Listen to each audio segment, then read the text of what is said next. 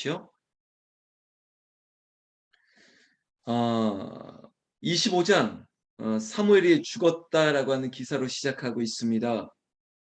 여러분 다윗은 지금 사울에게 쫓겨가면서 뭐 광야로 엔게디 광야로 그리고 깊은 굴에 수풀에 숨어가는 그런 삶을 살지만 그런 다윗이 쫓겨가는 삶이라 할지라도 하나님이 인정했고 많은 이스라엘 백성들이 그를 인정했던 정말 좋은 사람입니다. 이 다윗의 얘기를 하다가 갑자기 사울의 죽음과 함께 등장하는 한 사람이 있습니다. 바로 나발이라고 하는 사람인데 오늘 이야기, 오늘 본문이 이 다윗의 이 왕위에 오르는 과정 가운데 어떤 역할을 할 것이고 또한 우리는 이 본문 가운데 우리에게 주신 교훈이 무엇인지 반드시 하나님께서 유의미한 우리에게 적용 가능한 이야기들을 할 것입니다. 여러분 겸손하게 우리가 불렀던 찬양처럼 하나님 겸손히 말씀 듣겠습니다. 그리고 그 말씀대로 따르겠습니다 하는 그 마음으로 우리가 본문의 이야기를 적용하고 찾아보도록 하겠습니다. 1절에 사무엘이 죽었다. 여러분 사무엘의 죽음 앞에 사람들의 반응을 좀 보시면 그의 삶이 어떠했는지를 우리는 짐작할 수 있습니다. 온 이스라엘 무리가 모여서 그를 두고 슬피 울며 라마 그의 집에서 그를 장사한지라. 다윗이 일어나 바람 강으로 내려가니라.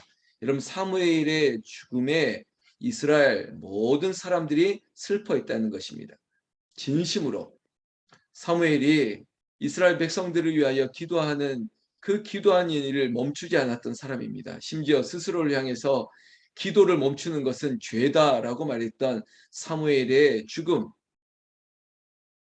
이스라엘 백성들이 그렇게 원했던 왕조의 출현을 도왔고 사울의 왕위에 오르는 일에 도왔고 그러나 그가 하나님을 떠난 삶을 살자 사울 곁을 과감하게 떠나서 그저 무명의 선지자로 이스라엘과 이스라엘 백성들을 위해서 진심으로 기도했던 사무엘 이 선지자이자 마지막 사사의 죽음을 우리는 목격하고 있습니다. 그러면서 얻는 교훈은 여러분 사람은 죽음의 자리에서 그 사람을 조금 평가할 수 있는 것 같습니다. 그가 죽음에 그를 아는 사람들이 어떻게 반응하냐는 것이죠.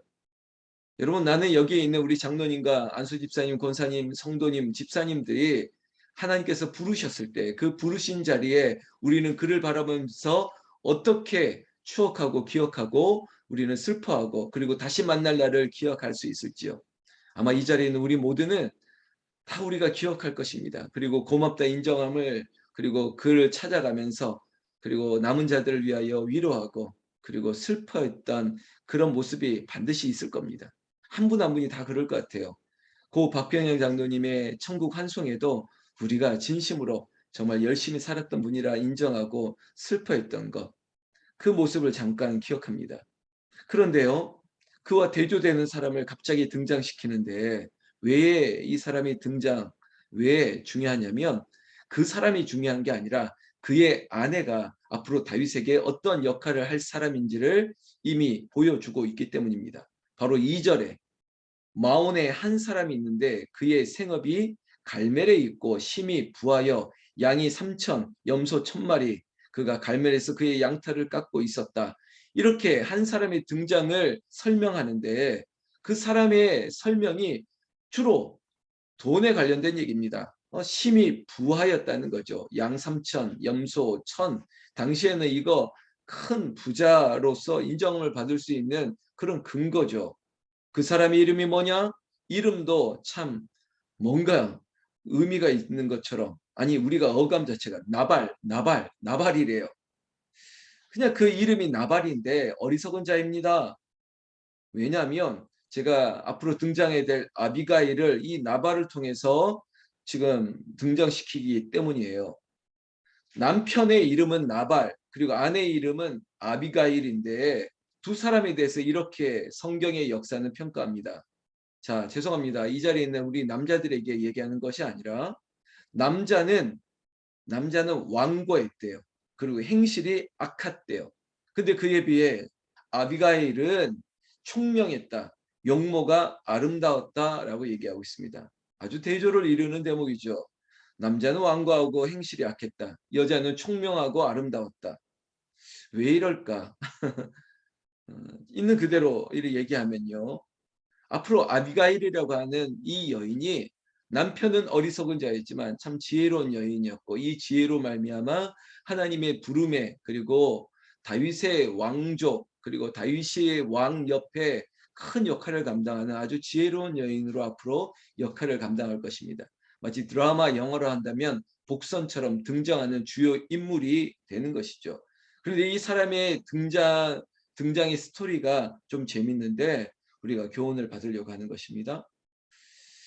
여러분 4절에 다윗이 나발이 양털을 깎는다 함을 알고 광야에서 듣고 자기의 소년들을 10명이나 보내서 인사하고 문안했습니다. 그 내용이 6절에 있는데요. 그 부하게 사는 자에게 이르기를 다윗의 얘기입니다. 평강하라. 너의 집도 평강하라. 너의 소유의 모든 것도 평강하라. 3번이나 평강을 구하고 축복해주고 있습니다. 이 정중한 인사죠. 10명이나 보내서 너도 평강하고 너의 소유도 평강하고 너의 집도 평강하고 다 이렇게 인사를 하고 보냈는데요. 여러분 그런데 자세한 얘기를 조금 스킵하면서 결론적으로 이겁니다. 이 다윗이 보낸 10명을 모욕한 것이에요. 그 내용 중에 이런 내용이 있습니다. 나발의 말입니다. 10절 나발이 다윗의 사원들에게 대답하여 이르되 다윗은 누구며 이새의 아들은 누구냐 요즘에는 각기 주인에게서 억지로 떠나는 종이 많도다. 여러분 이거 어감을 좀 느껴야 되는데 다윗? 다윗이 뭔데? 다윗이 뭐라고? 아니 김 목사가 뭔데? 목사가 뭐라고 말이야? 막 이런 식의 이제 워딩을 쓰는 거죠. 뉘앙스가 그렇다는 겁니다. 그러면서 거기에 조롱을 합니다. 아이고 요즘 각기 주인에게 억지로 떠나는 종이 많도다. 이거 뭐냐면 당시에 지금 사울과 다윗의 관계를 이미 나발도 알고 있는 거예요. 그러니까 지금 사울에게 쫓겨간 종에 불과하다 이런 식으로 지금 다윗을 폄하하고 조롱하고 있는 것이에요. 그러면 그냥 그렇게 끝나면 좋겠는데 아니에요. 지금 다윗은 이 광야에서 어쩌면 이스라엘 백성들을 위해서 그일라 주민도 지켜주고 그리고 여러 가지 민원들을 해결해주는 역할들을 다윗이 하고 있었어요. 아마 나중에도 등장하지만 이 마온이라고 하는 이 광야에서 거하고 있었던 이 나발의 소유나 나발이 부리고 있는 목자들의 삶을 지켜주는 역할을 다윗이 했거든요. 그러면 이 부탁이 지금 내가 수하에 있는 병사들 소년들을 위한 먹을 것을 좀 줄 수 있겠느냐라고 했을 때 이 자리에 있는 우리는 누구나 그럴 겁니다. 당연히 내가 가지고 있는 거 일부를 조금 나누고 그리고 대접하고 먹을 거 줄 수 있는데 그거 아니라는 거예요. 이 나발은 11절에 말로도 조롱했을 뿐만 아니라 아주 이렇게 청을 한 사람에게 부탁한 사람에게 마음을 아주 부끄럽게 만드는 거예요. 이거 쉽게 얘기한 거 아니거든요.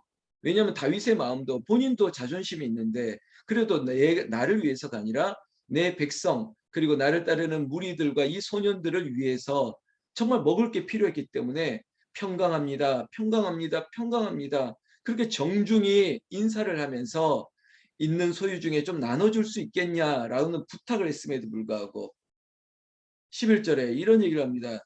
내가 어찌 나의 떡과 물과 내 양털 깎는 자를 위하여 잡은 고기를 가져다가 어디서 왔는지도 알지 못하는 자들에게 주겠느냐 한지니라 이거죠. 어디 근본도 없는 녀석들에게 내 소유를 내 먹을 것과 내 재산을 나눠줄 필요가 없다.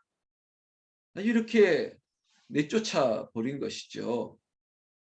여러분 우리끼리지만 한번 서로 한번 물어볼까요? 꼭 이래야만 됩니까? 아니 꼭 이렇게 매몰차게 해야 되는 겁니까? 아마 이 자리엔 그럴 분 아무도 없습니다. 제가 어제도 좀 한 가정에 신방 갔는데 뭐 이렇게 차리고 이런 거 준비 안 하셔도 되고 그냥 간단하게 주십시오 해도요. 우리 교인들이 대부분 다 그래요. 아니 전부 다 그래요. 아니 있는 거 집안에 있는 거 다 끄집어 나오는 것 같아요. 어쩌면 본인들이 안 먹고 유통대안이 다 돼서 이렇게 다 처리하려고 하는 것처럼 농담인 거 아시죠? 그러니까 막 마음이 너무 넉넉하시는 거예요. 이것도 꺼내오고 이것도 꺼내오고 이것도 꺼내오고 그냥 마치 너 먹고 죽어라 하는 것처럼 막 먹이는 것처럼 이렇게 마음이 넉넉한 분들이 우리 교인인데 이 나발 보십시오. 그래서 이름이 참 이게 막 나발. 아유, 이 나발 이름부터 그래요. 나발.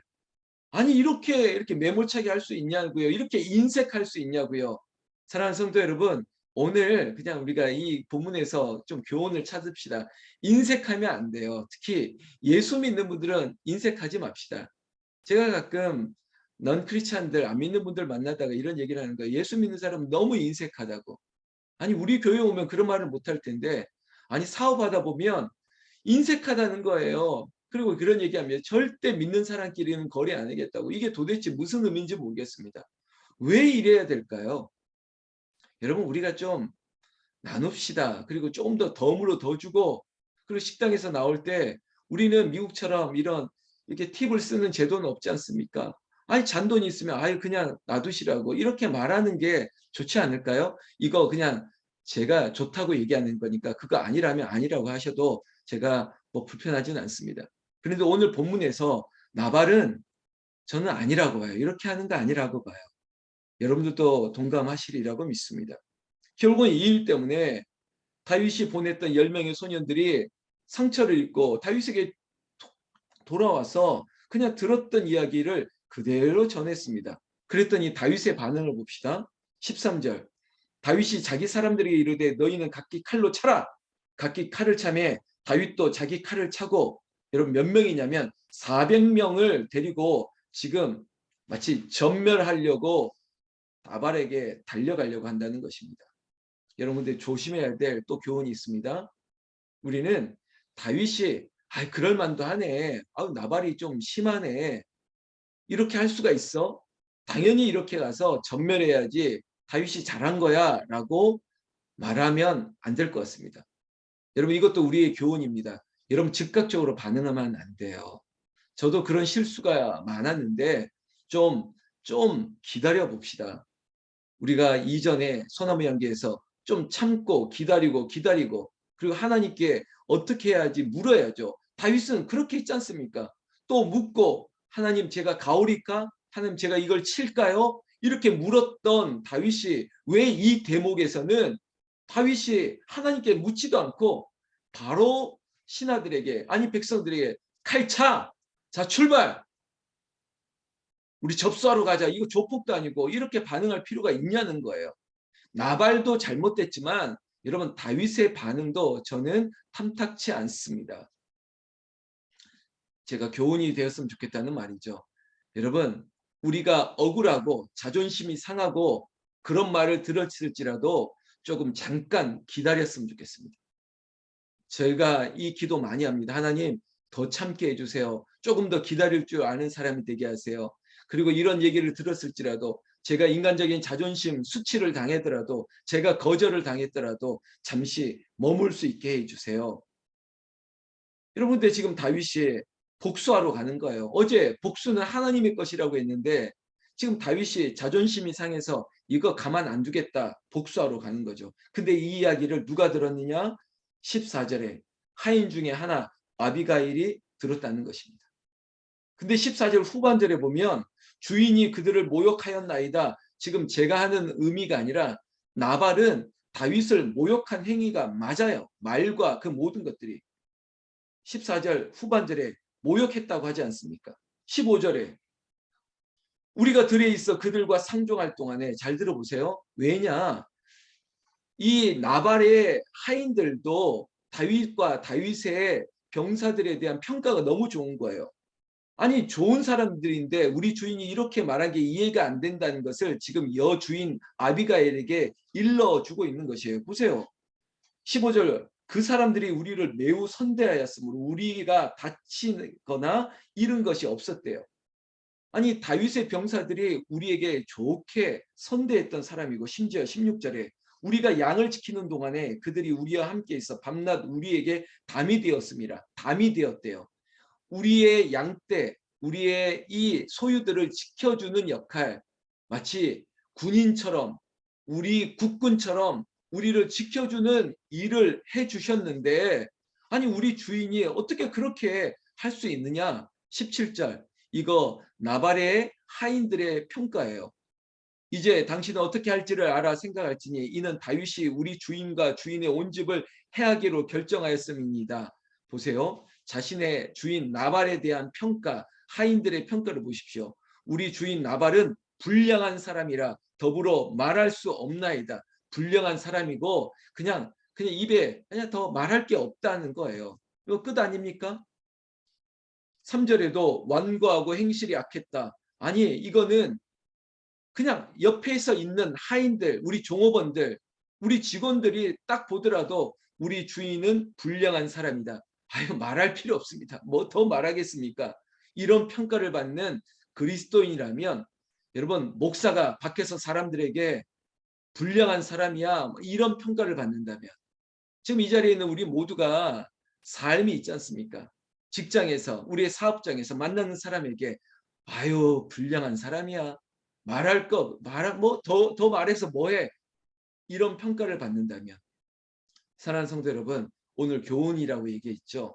우리가 세상 속의 그리스도인 빛과 소금의 역할을 감당하기 위해서 지혜롭고 그 지혜뿐만 아니라 하나님 저는 두 가지입니다. 우리에게 주신 축복을 아버지여 정말 아름답게 멋지게 쓸 수 있는 그런 은혜가 있었으면 좋겠어요. 그러려면 하나님께서 여러분들의 사업장에 복을 주셔야죠. 여러분들에게 필요한 것을 채워주셔야죠. 그러면 이 필요한 것들을 이처럼 다윗의 병사들을 위해서 나눌 수 있다면 마치 이 나라 이 조국이 위협에 처이고 일제강점기에 독립군을 위해서 독립자금을 좀 줄 수 있는 그런 좋은 집안, 좋은 부자들이 얼마나 많았습니까? 이 자리에 있는 여러분들의 가정과 사업장과 여러분들의 마음이 완고하거나 불량한 자거나 특별히 인색한 마음으로 사지 마십시오.